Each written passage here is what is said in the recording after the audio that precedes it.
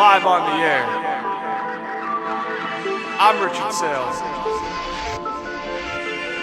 This is wild.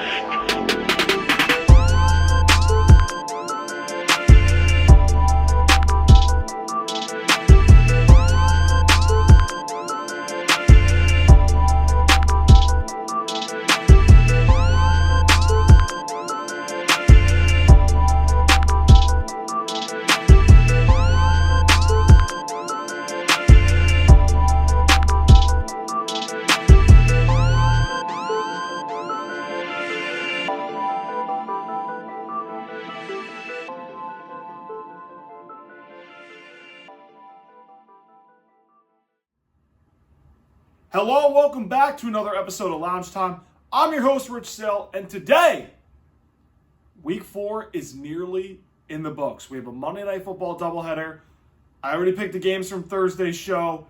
We're not doing that today. There's a lot to cover. College football Week 5, we had a really good slate of games. We also had NFL Week 4 Sunday. Things look good except for me hitting some bets, which, two bad beats. One from the game that ended in a tie. We'll get to that. And then one from the 425 games, which was one of the game of the week. But you know what? I'm not even going to get into it because it involves the marquee game of the week, which was Ravens-Chiefs. So it's somebody in that game. But let's go over college football first. And yes, I'm saying college football first because we had a pretty loaded slate of games. Now, I want to go over a little bit. I'm going to go over the main games I watched first because I can speak more on these games that I watched. I'm going to start, actually, we're going to go backwards. I want to start with Oregon Penn State. I watched this over Bama, Georgia. I thought it was a better game. I have yet to be proven wrong otherwise. Unless you're an SEC homer, which I'll get to you bandwagons from Alabama talking a bunch of shit now again because that's that. Let's get to Oregon Penn State because this is what I thought was the best game of the weekend. I was really surprised at how Dante Moore played really well on the road. Oregon's new quarterback, by the way. They had Dylan Gabriel and Bo Nix before. Now, Dante Moore looks really good. And they had a 17-9 lead on Penn State in the fourth quarter. And Lanning's all hyped, and he did some kind of gesture, which I was like, a little too soon. A little too soon to do it. And I thought that was a little bit where I was like, okay, that might have been too much. And I'm looking right now to see where I have it. Okay. But once again, James Franklin, you can't beat the big boys. And look, there's a reason I took Oregon. It's because James Franklin against really elite teams sucks. That's what his resume is. He can recruit well. He can build a program. We get that. But when it comes to beating the elite of the elite, you haven't done that. And don't give me Utah with Cam Rising being hurt. Don't give me Boise last year. Nope. When it comes to beating the elite teams, you choke. And this game, again, you had the whiteout crowd. It was, you were home. This was a game that you could have been like, okay, we could have established ourselves as easily one of the top 3 teams in the country. And let's get to Drew Aller because really I have a lot to say on him. 137 yards through the air, 2 touchdowns, both in the fourth quarter, and 1 pick that basically decided the game. I don't see transcendent with Drew Aller. I don't see a guy that is like, generational talent. No, I don't. I see a guy that's very good. He's got some good stuff to him where he can make some good throws. I'll tell you what I see a lot of, and this might upset some people. I don't care, though. I see a lot of Zach Wilson in Geralder. I do. You people are like, what? Like, Zach Wilson? Yep. Big arm. He can make some throws that some other guys can't. But he can also make a bunch of plays where you go, what the hell are you doing? And choke in the biggest moments. Sounds like Zach Wilson. Okay? Now, I think he's a little more mature than Zach Wilson was coming out of college. But I just see a lot of plays where, like, I go, what are you doing, Geralder?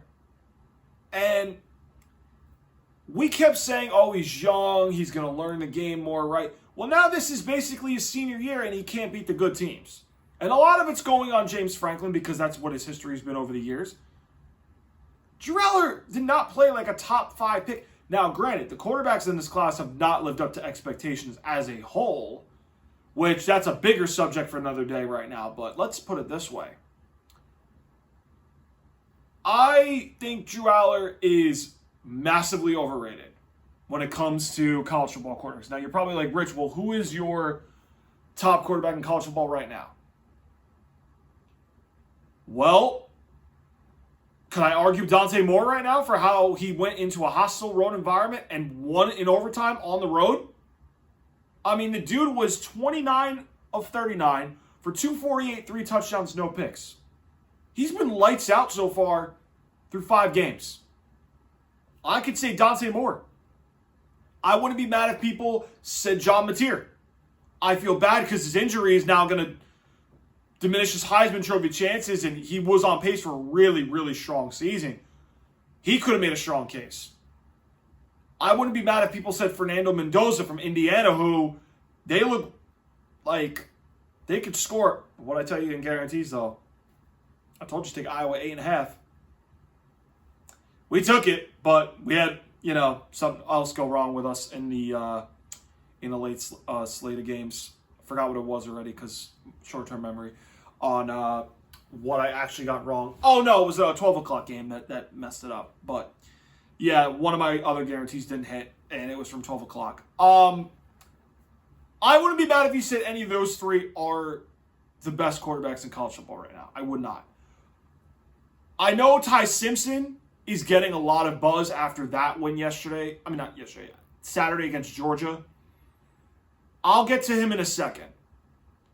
But Oregon, I think they've earned their ranking of being number 2. No problem with that at all. They've looked like a top 2 team in the country. Ohio State's the only team that I feel like, you know what, because they've won the national championship, you got to keep them at 1 for now. Oregon has no problem in my book being number 2. No problem putting them over Miami. No problem putting them ahead of Ole Miss. They had the best win of the weekend. James Franklin, though, guys, it's who he is. We keep waiting to break through. We keep saying he has a better team. And eventually, you know what you just got to say? They'll never win with him. They'll never win a national title with James Franklin. They never will. Just like they're going to lose to Ohio State in the horseshoe in a few weeks or early November, whenever that game is, they will lose that game. Book it. They're going to choke right on cue. They'll beat everybody else because they have a better team. But when it comes to the elites, yep, they're going to mess up right on cue and they're going to unravel. And this is who they are. Now, they're sitting at a spot where they'll be like, okay, we might be in the playoff. We'll have to fight, but we have to make our resume look good. And I think they'll get in because they'll have a better resume than some teams at the end of the season, I think. But they'll never beat the elite teams when they have to. They'll never do it under James Franklin. And I think it's just, you know what? Enough of the waiting. I think you just know it already. You just know it. And that's why I'm like, you know what? Nope, I can't pick him. I can't pick him. So That's who just James Franklin is. Devontae Ross looked good for Penn State. He was a good receiver, but as usual, their receivers do not produce. They went out and got 3 in the portal. Ross was the only one that did something. The other guys didn't. Okay? Oregon's young rookie receiver, DeCorian Moore, he had 7 for 89. He did more. Bryant Jr. had a touchdown. De'Ara Hill was a running back. He had a touchdown. And then Jamari Johnson, I think, was a tight end or a receiver. I know he's one of the two. But Oregon, they got to Aller 2 sacks. Thiedemann, he had the pick that sealed the game. Dan Lanning's group on the road, hostile environment, they get the win. Big win for them on the road.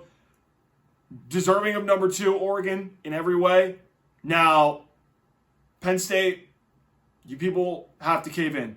James Franklin will never win a championship there. He's just not the guy to do it. Can't get it done. Plain and simple. Alabama, Georgia. Now, I didn't watch this game, okay? But, oh, man. You fucking Bama bandwagons are back and you're nauseating. Oh, we beat Georgia. We're back.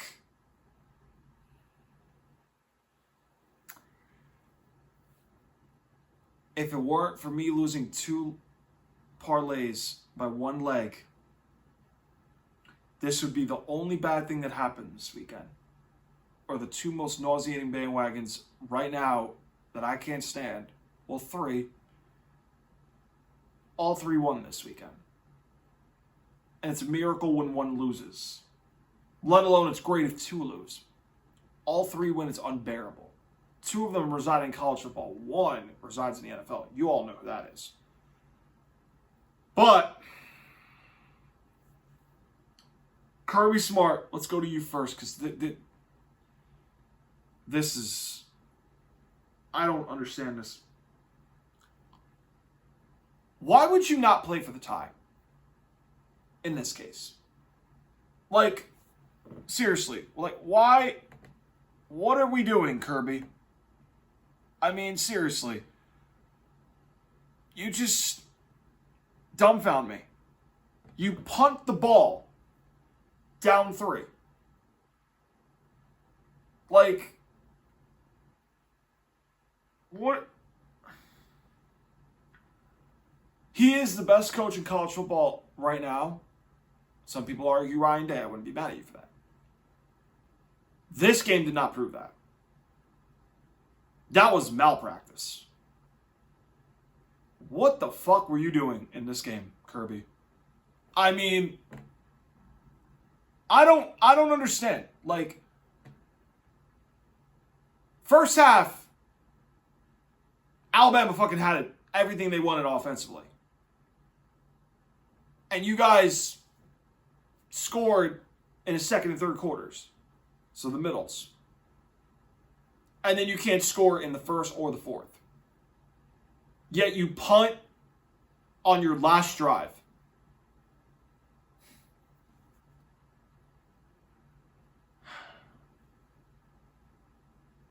I don't know what the fuck you were doing, Kirby, but that was horrible.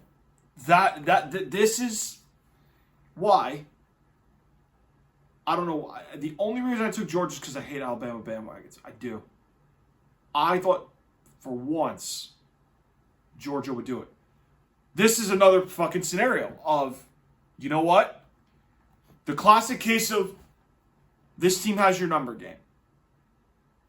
Alabama has Georgia's number. And it doesn't matter if Nick Saban was there. It doesn't matter if Kalen DeBoer's there. Kirby Smart can't beat Alabama. Except for the 2021 National Championship game. When he had a great defense that year. For one game. They finally pulled it out. Today, we're sitting here going, they're not the same Georgia that they've been in years past, which is so definitely true. Gunnar Stockton. The only game he impressed me so far was really the Texas SEC Championship second half and the Tennessee road win. Other than that, I don't see it. I don't. I mean, Chauncey Bowens, he rushed for over 100 yards. He got in the end zone. These Georgia wide receivers, bro, I mean, Colby Young, I know he's good. Branch, This is the same problem that Penn State has, but it's the same fucking results against teams you have to beat, or you try to beat, and you can't beat them. Now, there's a parallel between Penn State and Georgia. You're probably asking, Rich, why is that? Because they can't beat the teams that are classified the high-end royalty of their conferences. In Georgia's case, Alabama. In Penn State, it's Ohio State. Now Oregon they can't beat. Michigan also. And we keep wondering, when is it going to happen? Well, Georgia got Bama once. That's the difference. But you would think they fixed issues. They have not. And I feel like there is a bit of stubbornness on both of these guys, both Franklin and Kirby Smart, of, yeah, I trust my defense. Yeah, I think Gunnar Stockton can do it without wide receivers. I think Drew Aller can do it without receivers. Well, no, Drew Aller has playmakers. He just sucks in big moments. Gunnar Stockton, we've seen him do 2 good games. But he didn't play that great against Bama, if I'm being honest. But it's not all Gunnar Stockton's fault. It's Kirby Smart's malpractice that absolutely doomed them. And I know Kirby's back-to-back national championship coach. I know this. But you have to question right now, why can't you beat Bama? And I think, the situations I'm going, wow. I mean, Matt LaFleur one-upped him last night, which, don't even get me started on him, because I am livid still. And this is like 14 hours after this game ended. Okay? But I don't know what it's going to take for these teams to actually do improvement. This is a team now that, think about this for a second. The SEC now, the top teams in the SEC, record-wise, are Ole Miss, Texas A&M, Vanderbilt is unbeaten. Yes, you heard that right. Vanderbilt's unbeaten, Texas A&M's unbeaten, Ole Miss is unbeaten. All of the big boys have lost a game. I would have never guessed this. Now, Ty Simpson, who I would not be mad if people put as the top quarterbacks in college football. I wouldn't be mad if people said he's top 5 or top 3. I'd put him 4 behind the 3 guys I told you about earlier. He actually carved up Georgia in the first half, and then they couldn't do much second half, which, unfortunately, all in the first half, they had to do it. Caden Proctor caught a touchdown. The earthquake in Athens, people are calling it, which, that Georgia defense ain't what it is. All right, Alabama, I mean, we knew they have players. We knew this. But Ryan Williams, who had drops galore, is going to be fine. But man, I mean,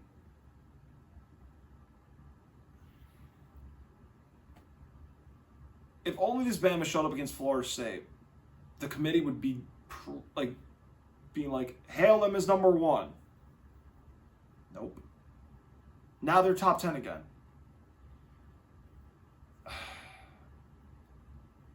I'm not even going to lie to you. When I did my college football prediction show, I had Bama beating Georgia original. Like, that episode.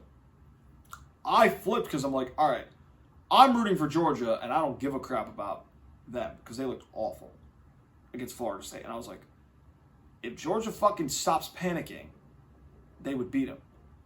What do? They revert back to the fucking Georgia that panics and that can't execute when they need to. That's what Georgia did. I mean, Kirby Smart's a big part of this loss today, but man, that defense is also overrated too. They are not the same Georgia team that we have been used to the last 3 years now. Like 23, they missed the playoff because they lose to Bama in the SEC championship game.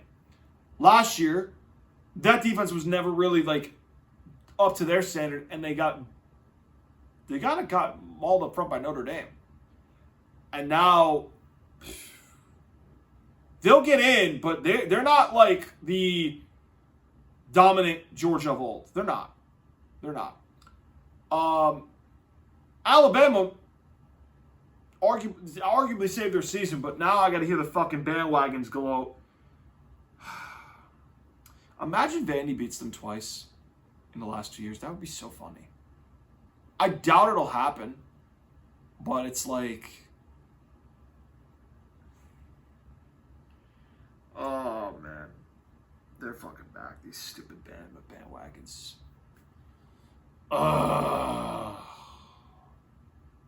Why? I mean, for real. I mean, Gunnar Stockton. Here's the thing. Their defense had only 1 sack. They didn't really wow defensively. But Bama arguably saved their season. But again, I'm remaining hopeful that, you know what, they'll be good. And I'm remaining hopeful that they will lose and be out of the playoff again. I don't think they will, but I'm hopeful that they're going to lose. But they'll be good, which I have a feeling that, after this was the game they needed and they got, which sucks enough as it is. But like I said, they're a good team. They'll get in the playoff knowing them. And then this is rough, man. This is rough. I want to touch on 2 teams that kind of also surprised me. Now, Florida State losing on Friday night. I'm an idiot for taking -6 of Florida State on the road. I am. I did say, are they looking ahead of Miami? Well, I was right on that. I did not know how good Virginia was. That's me. That's what I get for being a casual and watching whatever game looks good to me. Okay? Florida State, Castellanos did all right, but Virginia gave it to him. They gave it to him in this game. They looked really, really impressive. Now, again, they're getting a lot of attention lately, right? Their only loss was at NC State by 4 points. Tony Elliott's team is scoring like crazy. Now, granted, they are not against the best competition, but still, to put 46 up on Florida State in overtime is still remarkably impressive. I don't care what anyone says. But, oh man, Florida State, that's a bad loss. Because not only is it in conference play, you play home to Miami, which Miami right now owns you right now.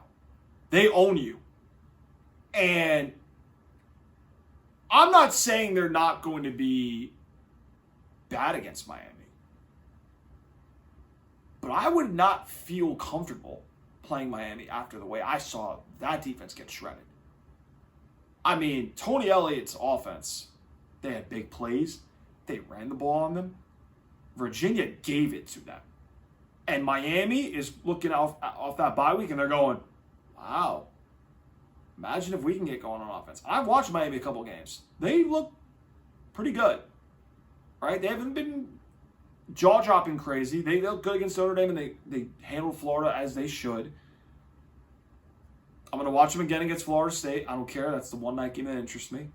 But this is bad for Florida State. This is a bad loss. Now, the only thing they got to hope for now is Virginia makes a run in the ACC, but not a good sign for Mike Norvell's group that they look that bad on defense. They're apparently not fixed. The other one I want to hit real quick. Ole Miss beating LSU. I was dead wrong on this transfer quarterback. He actually looked pretty good. I mean, he made a mistake early, but he bounced back from it really well. Ole Miss looks like they got a good offense. And Lane Kiffin, he had some troubles early in his coaching career at USC and Tennessee. He was young back then. Now he's got himself together a little bit. And they have the whole E60 documentary, which I didn't watch yet, but I want to. It's on my watch list soon. Ole Miss has a really good team. But the only thing I say is I'm not getting too high yet on the Ole Miss. Why? LSU is going to win at home. You got to beat them consistently now. Right? They got Georgia last year. Can they do it again and put a consistent string of wins? That's the problem with Lane Kiffin's group. This was a good one. I'm not dismissing it by any means. But I got to see Ole Miss beat them consistently now to make me go, okay, they could be a sneaky deep run playoff team in the college football playoff. This was a good win. LSU, I don't know what happened to this offense that everybody made such a big deal about. But it's also Garrett Nussmeier to a degree. Garrett Nussmeier looks not like the guy people thought should have been the Heisman favorite going into the year. He does not. I feel like they are too reliant on the passing game. Caden Durham banged up. That made me a little worried. However, they did try to run, and they didn't get the best results. LSU, something's broken offensively that I can't figure it out. And I don't know what Brian Kelly's going to do to fix it. But they got to find something, at least some kind of balance where they can take pressure off Nussmeier, where he doesn't have to force himself to do too much. And they got to find a way to get the matchups that they want, because I feel like they didn't do that in these first couple weeks. And that's concerning 5 weeks in. This is a loss where, they were in it, but they could never claw back to take a lead. They could never claw back to make Ole Miss stress. And Lane Kiffin put the hammer on him when it came down to that third down where he got the first down. That's what he did. So, overall, big winners of the weekend. Virginia, Ole Miss, obviously Oregon and Bama for reasons. And then again, Illinois, big win after getting blown out. I mean, I told you to take 6.5 with Illinois. But that's that. I mean, and USC, defense fixed? Nope. Lincoln Riley doesn't exist with defense. Fool me once, shame on me for taking USC to win. But I said take 6.5 with Illinois, and that hit. So, yep, no shocker there. All right, NFL, listen. I watched some games yesterday. I watched my Patriots play. We're not going to go over them. I want to do more of a headline thing for the NFL. I want to do more of a headline thing. I'll go over numbers if you want, but I want to go over more of a headline thing for the NFL. Because I can tell you right now, there are some things I want to hit first. And I had a poll I put out last night, and it's tie. Why someone can't break the tie, I don't know why. I'm tired of hearing the word tie after last night, which I want to get to later because I'm still ticked off at Matt LaFleur. You know what? I can't even help myself. Fuck it. Let me go to that first. Why would you play to kick the field goal? What does it gain you in the standings? Oh, it's not a loss. Oh, it might help us come playoff tiebreakers. Seriously? Are we to a point now where we're going to start playing for ties instead of going for wins? And if you don't get it, deal with the loss that you at least tried to go for the game? Is that what we're doing? Oh my God. I'm sorry. I told my friends this, and my friends looked at me, not literally, but I was texting this last night. I said, nobody wins in a tie. A tie is like kissing your sister. And honestly, they had no clue what that saying meant. I'm like, you guys never heard that saying ever? No. I did when I first saw a tie in the NFL. I forgot the exact year. When I saw it, I was like, really? Do teams really play for ties? And Matt LaFleur, like, what was that clock management at that last drive? Like, seriously, what? What were you doing? The fact you played for a tie, that sickens me. That is a weak move because, listen, I know people are going to say to me, well, Richard, if he played to go for the win and didn't get it, we'd be roasting him. Some of you would. I would not. Because I would be like, okay, he tried to go for the win. I don't mind it. Yeah, it didn't work out. But it wouldn't be the reason he lost the game. It would not be that reason. Oh, no. That defense looked, dare I say, looked torched by the Cowboys. Mind you, they didn't have CeeDee Lamb. And they got fucking lit up. How, with fucking Jalen Tolbert and George Pickens, boy, that's a big problem. I mean, wow. And I never would have thought going into that game without Lamb, they would score 40 points on a Packers defense that I thought was the best in football right now. I am so wrong right now. I mean, Cleveland's one thing where, you know, their offense sucks. That was on the road. That was good. This was the first bad game the defense had, and I'm going, they're not the best defense in football. They're one of, yes, they're not the best right now. And I'm serious with it. Like, my overall thing on Matt LaFleur is he's a very good developing coach with quarterbacks. He's a good coordinator. I don't think he's a good head coach.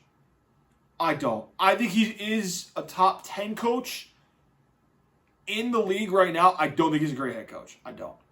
I know he did go with Jordan Love, and people are going to say, well, they almost made it to the championship game with him first year. They did, but Jordan Love threw picks against the Niners when they had to. And Aaron Rodgers was a big reason Matt LaFleur looked good for 3 years. And Matt LaFleur had something to do in the 2020 championship game, and then obviously Aaron Rodgers had playoff chokes, which, again, I don't blame all on LaFleur, but LaFleur really 7 points in 2021 divisional round. That's somewhat on Rodgers, but that LaFleur, that was a bad special teams unit too. That was not on LaFleur, but again, you could argue LaFleur has mismanaged some games. You know the example I'm talking about in the playoffs.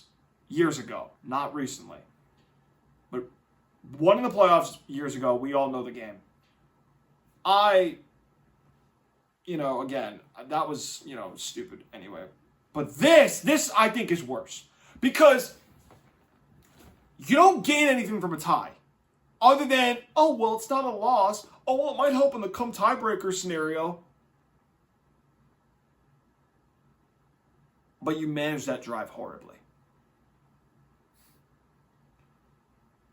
Oh, man. I mean, Matt LaFleur, you're just you are a good quarterback coach. You're a good coordinator. You are not a good head coach. You are not. That was bad. What the hell were you thinking on that last drive? Seriously. I don't know. That was bad. That was Kirby Smart, you got one up by Matt LaFleur last night. That's what happened. That's what happened.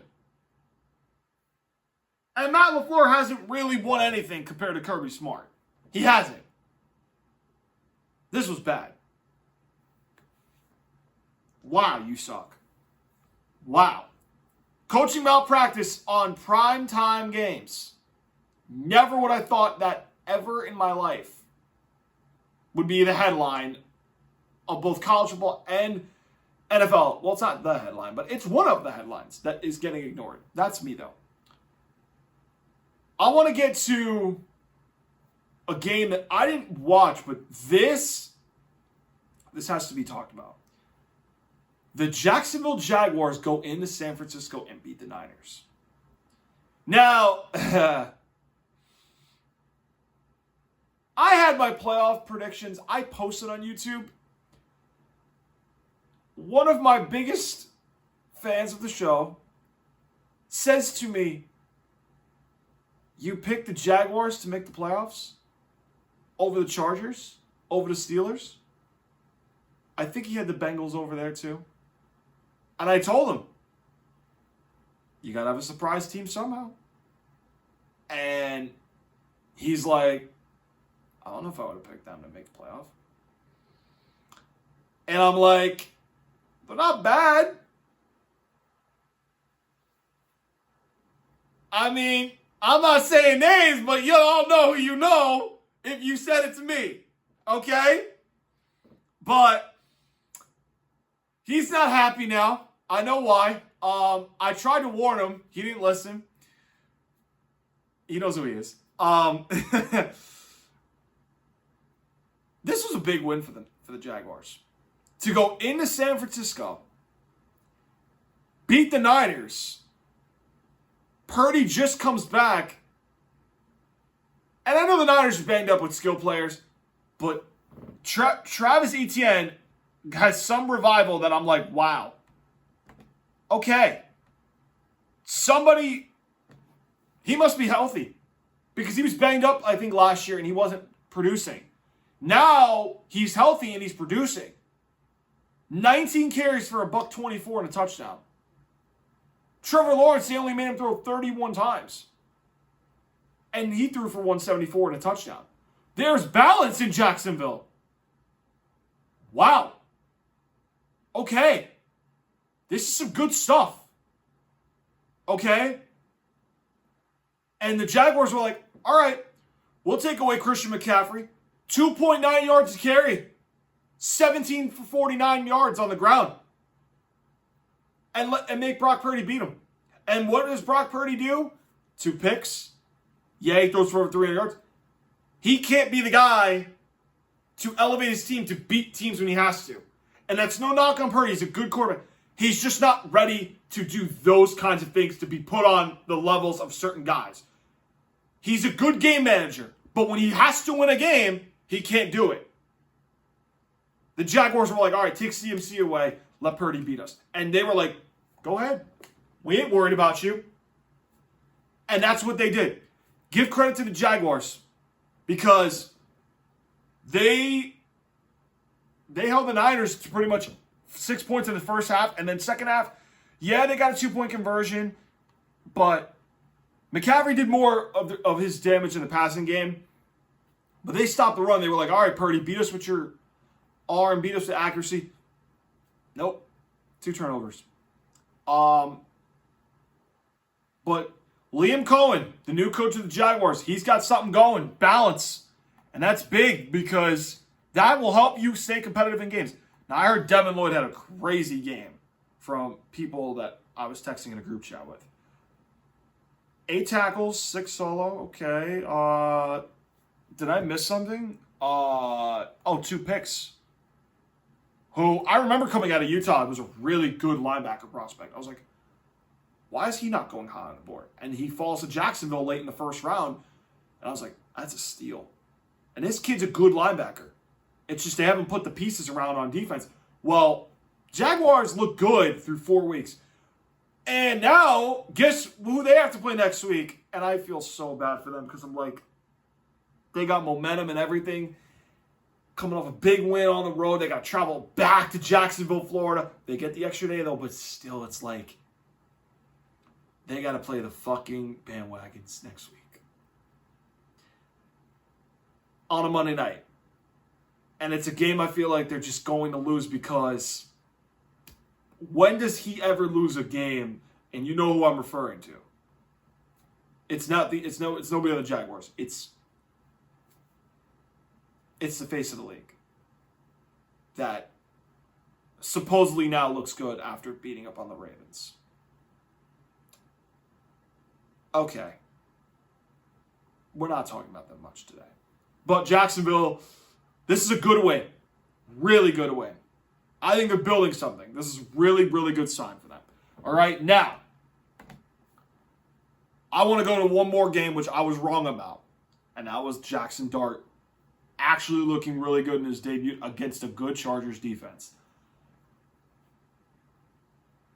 I had heard from a couple Giant fans that he was trying to get some stuff covered for the red zone, that Dayball was like, hey, man, we'll just talk about it in the morning. I was like, is that a legit thing that was said? And one of my friends validated it for me. He looked solid. I had a couple friends of mine that went to the game. But I feel like the big takeaway, though, is the Chargers blew that division.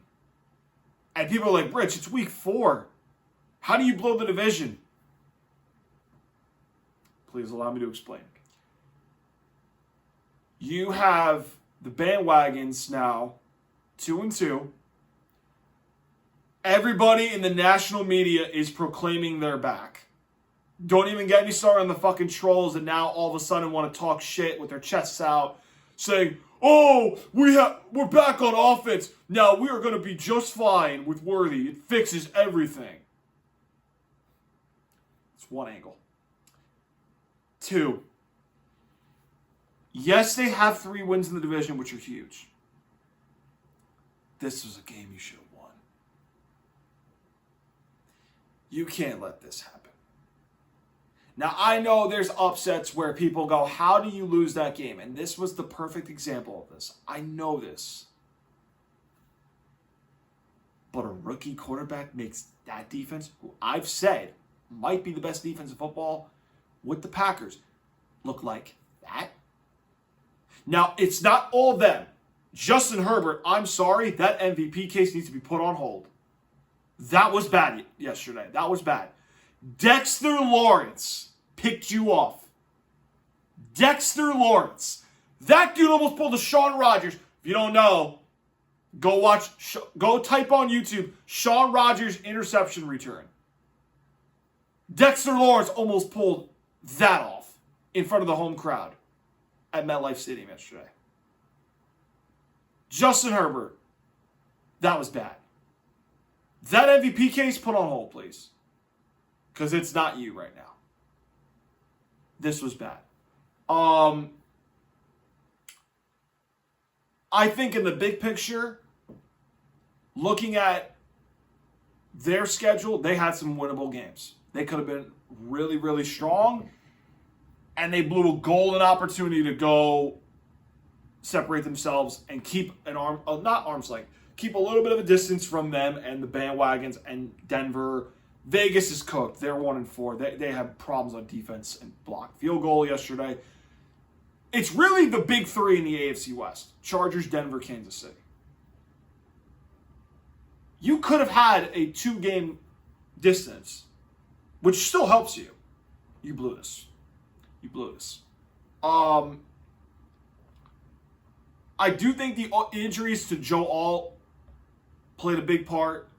And then they got banged up a little bit with just some other pieces, too, that are just getting banged up.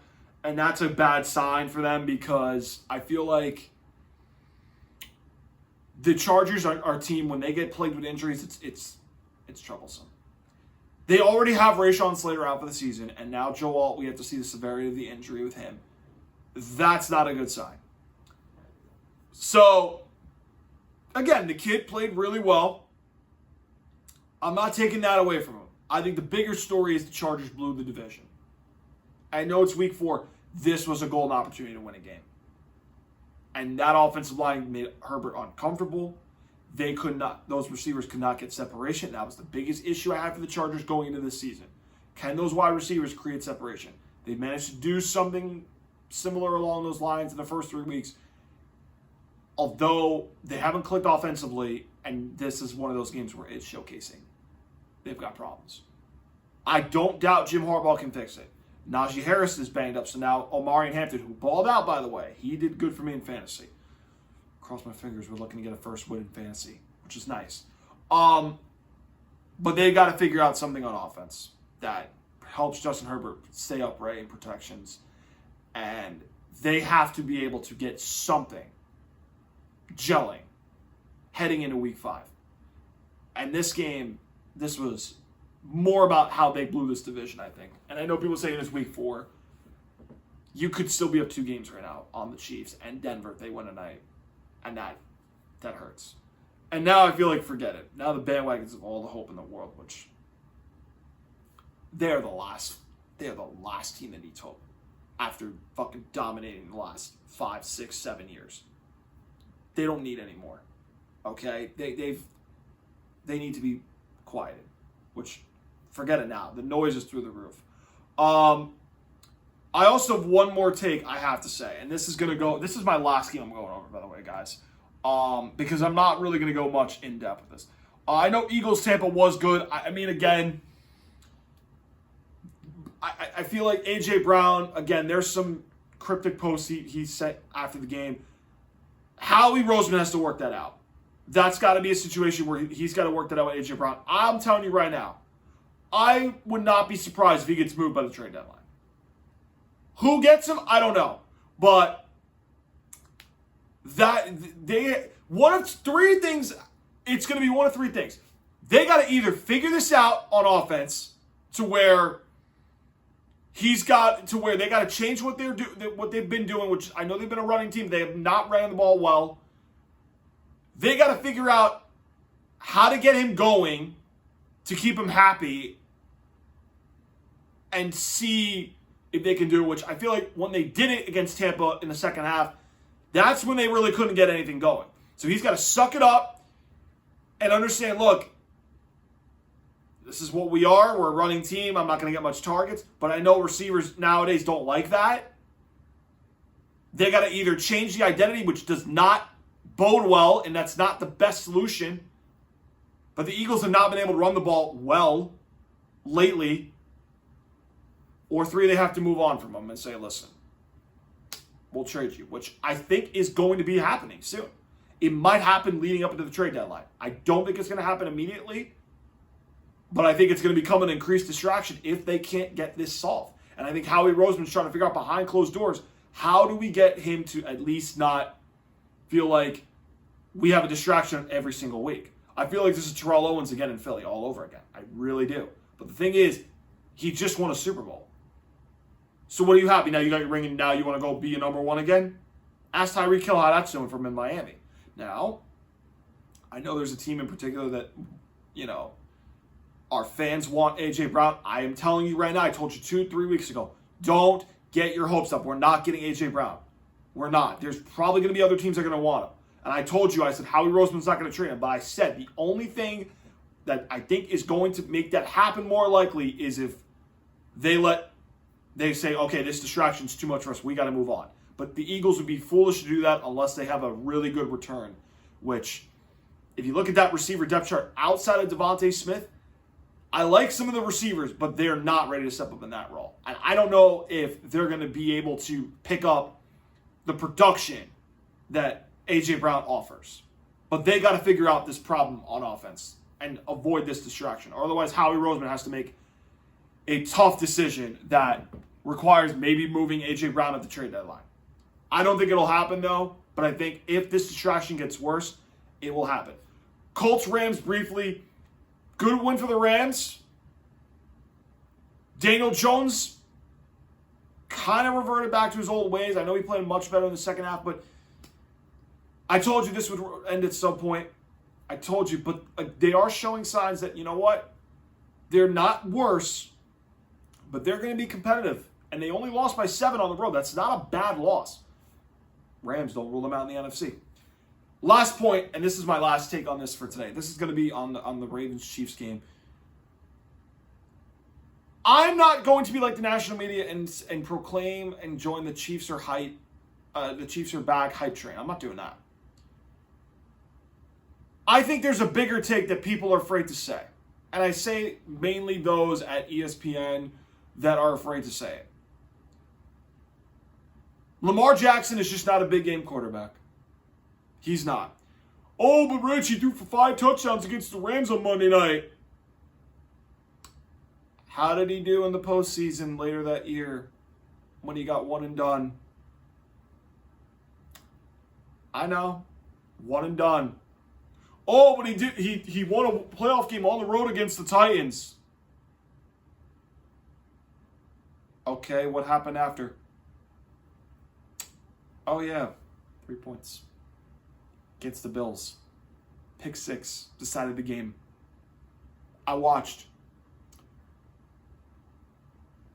And don't give me the Texans playoff win he had 2 years ago. Don't give me the Steelers because that was Derrick Henry more than Lamar. But he's just not a big game quarterback. And I say this because he has yet to beat the two guys in the biggest moments. And that's Josh Allen and Patrick Mahomes. He has yet to beat those two guys in a meaningful game. The only time he's gotten Mahomes was week 2 of 2021. The only time. Josh Allen in Buffalo, yeah, they got last year before the playoffs. That was Derrick Henry, though. Okay? And I know he's beaten Allen a couple times in the regular season. In the meaningful games, he is yet to beat Mahomes and Josh Allen. So, in my theory, he's not a big game quarterback. Go look at all the games he has had to win when it counts the most. He doesn't win them. Don't give me the Colts Monday night game. No. Don't give me the Niners Monday night game 2 years ago. No. Don't give me all these games in the regular season where, oh, but Rich, those were big games. Nope. Nope. Because what happens in the games he has to deliver against the guys he has to outduel. Nope. He can't get it done. I say this again, and I said it on the show Thursday. How Mahomes and company got 2.5 points as an underdog is Vegas saying, take the Chiefs. Was I wrong? Nope. I took the Chiefs 2.5, and I hate picking the bandwagons. I was like, are you serious? I'm like, this is bait. It's saying take them. Well, it worked. That's the real bait bet. Okay, my old man says sucker bet for the Chargers Giants. I would say it was a sucker bet, but no. This was the bait bet. Like, oh, take the Ravens. Chiefs are not all that. They look suckers against the Giants. Nope. Because Spags has Derrick Henry's number, and he has Lamar's number, and the history shows it. I tried telling you this. And it pains me to see them win. It does. But I think we need to just say Lamar Jackson is just not a big game quarterback. Ravens fans, you can get all at me on X. You can get all at me at the comments. I don't care. I've seen enough. He's not a big game quarterback. Find the results that tell me, yep, he's a big game quarterback. And don't give me regular season Monday night or Sunday night games where the media gushes over him in that moment. No. Give me the games when it matters most. You can blame Harbaugh, which I know Harbaugh has his own blame. The defense is bad. I'm not saying that. He's just not a big game quarterback when it comes to when you need him to make plays, to outduel Mahomes, to outduel Josh Allen in the critical games that you got to have. And nope, he's not it. He's not it. If it's anybody else but those two, he can beat him. When it comes to those two, especially in the playoffs, nope, he can't do it. I've seen enough. I don't need anything more to do with what I just seen. So, there you have it. Enough of me rambling, guys. Guys, hope you enjoyed the video today. We went over college football week 5, NFL week 4. Hope you guys enjoyed the Monday Night Football doubleheader. Make sure you guys hit that like button, that subscribe button, that notification bell, so that way you guys can get all the latest content for the NFL season. We're almost a quarter of the way through, which is crazy to believe. But we are getting closer to the halfway point of the season almost. And we will have guests. We will have new ways to keep us engaged, especially once we know the bad teams. We can start eliminating conversations about them. But things are getting interesting. You can also follow us on Rumble. I don't know why some episodes are not going to Rumble because of some technical issues. I'm going to try after this today to post it and make sure it's up. But if not, you got YouTube. You guys can follow us there. But Rumble, we're trying to build a new audience there. And then you can also follow me at LoungeTimePod on X, where, yes, I will reply to tweets. If you have questions on the show, I have no problem answering them. So, guys, thank you so much for tuning in to Lounge Time. Hope you guys enjoyed the video. I will see you guys on Thursday to talk NFL Week 5, College Football Week 6, and give you more guarantees, survivor picks, and the game picks. See you guys on Thursday, everybody.